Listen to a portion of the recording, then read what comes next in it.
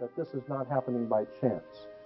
I believe these things are happening purposely, and I think that this government is allowing these things to happen, and in many cases causing them to happen purposely according to a plan.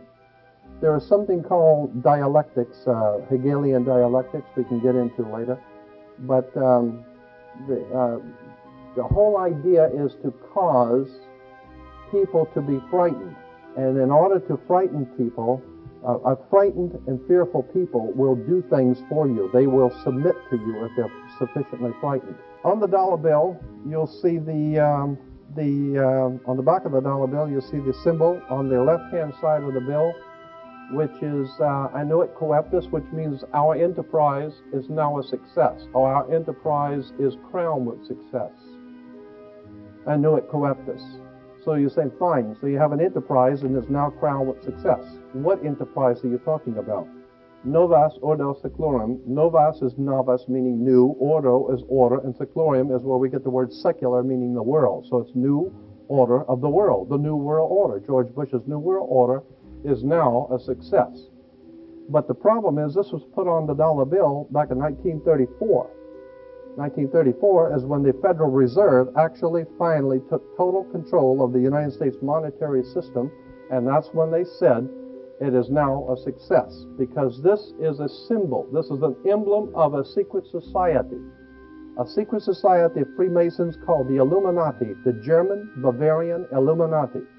They were a secret society founded in the south of Germany. They were called the Illuminati, the illuminated ones, the enlightened ones. They they connected themselves to another group of Freemasons in France, in the south of France, referred to as the Pierre de Sion, French Grand Orient Temple Masons. And so this symbol today, while it's on the back of a $1 bill, it is also incidentally on a document in the British Museum and in the Louvre Museum. Both have some of the original writings of that sect of Freemasons in Germany that are today on display. And on one of the documents, it has that exact symbol, Annuit Coeptus Novus Ordo Seclorum, and that was in 1774 that the Bavarian Illuminati drew up their plans for what they were going to do in America and how they were going to do it. And that's not that's not just from 1934. That goes all the way back to 1774, 1775. It's a symbol of a secret society.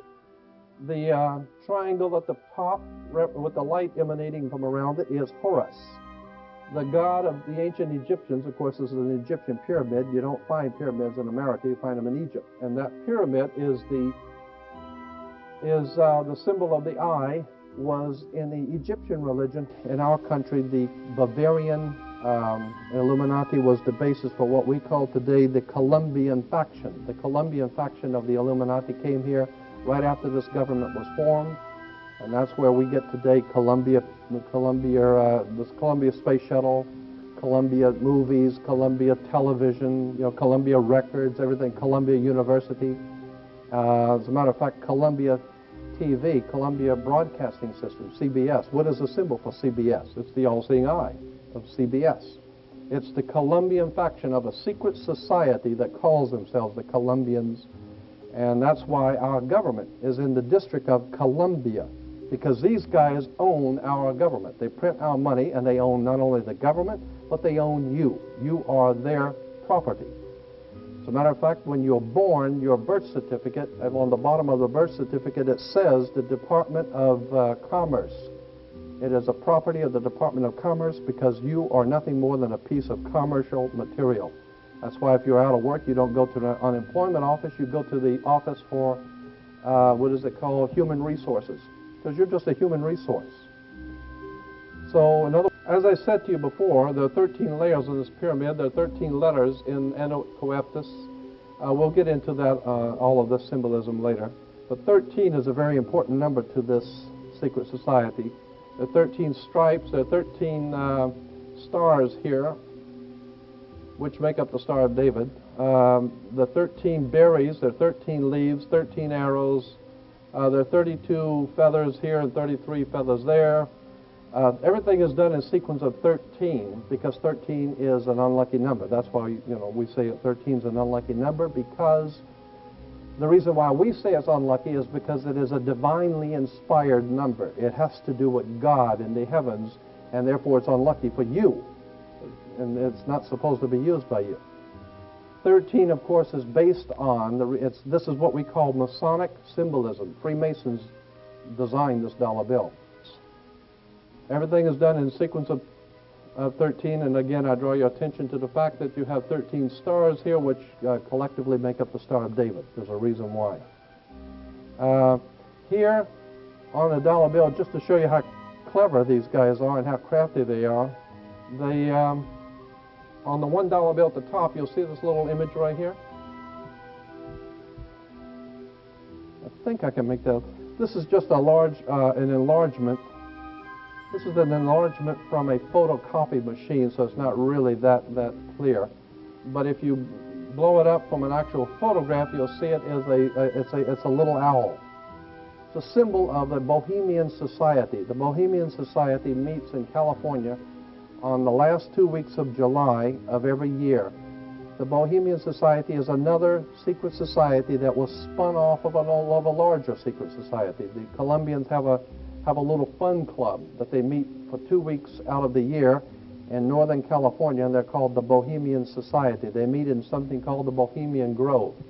I have pictures, which I don't have with me tonight, but I'm going to have on my next lecture, showing all of the presidents, all of the living presidents, excluding the new one, but all of the living presidents at the Bohemian Grove in Northern California, and they're all wearing red and black Ku Klux Klan dress type of regalia, like the Ku Klux Klanners, with the pointed headdress and everything.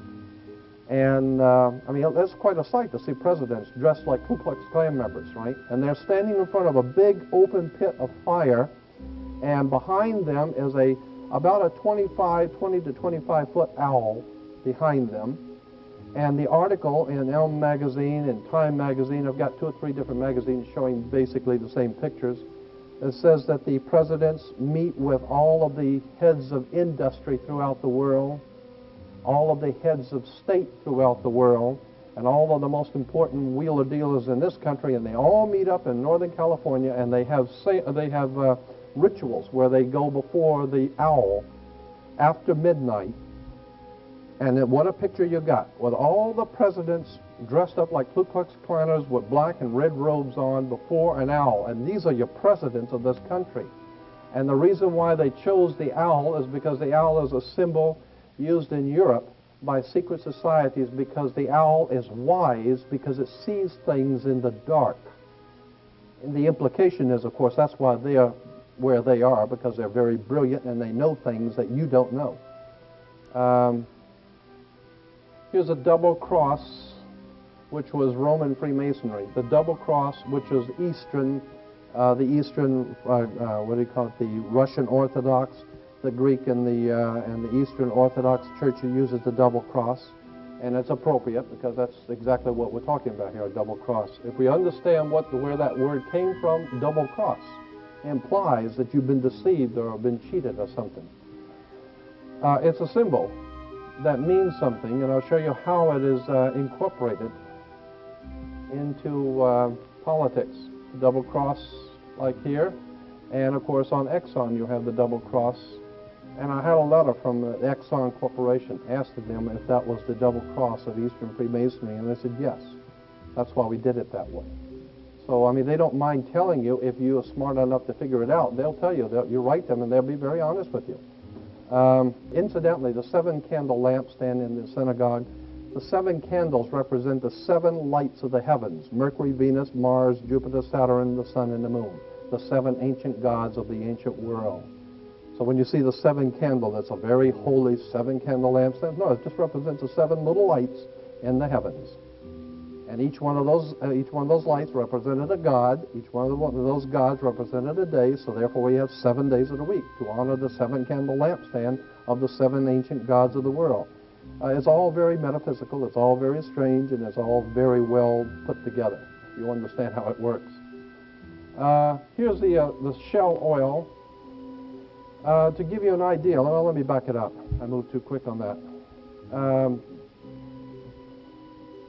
Here's the panorama mall, has an emblem, a symbol, and I put the shell symbol next to it so you can see what we're talking about here in shell is the sun rising between two triangles. The sun rising between, that's a sunrise, it's not a shell. Just like the Toyota, you see the sun rising. And I wrote a letter to the Shell Oil Corporation, and I sent them pictures like this, and I had some extensive research material I sent with them and said, is this true? Is this not, in fact, a shell, but it is a sunrise, which is a symbol of a secret society in Europe, and it is used in this way? And they said yes. They wrote back and said, yes, it is a secret society symbol. It's been used for the last 100 years. Prince Bernard of the Netherlands was a member of this secret society. And so when you drive by a shell, just remember, it's not a shell, it's a sunrise of a secret society, and I'll get into that, what it means later. And it's just to show you how emblems and symbols all around us, and we don't even know what they mean. Here's another one. The eight-pointed star is two squares superimposed on each other. Get it better. There's a square here and then a square here, and it's called the double square of Freemasonry. The reason for the double square, the first square means that you play fair and square. You know, when you play baseball down to town square, and if you, anything which is legitimate and right according to the secret societies is square. You play fair and square. And if you go to jail, they'll give you 3 square meals. It's fair. It's the right thing to do, right? And so the whole idea is square means that everything which is right and legal and just and everything's squared.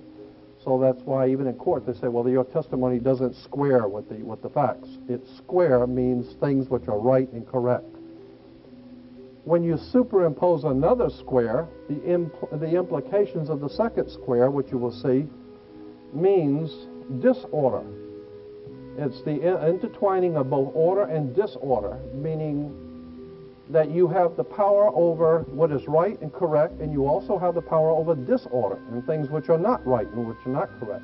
And so the same people control both chaos and order.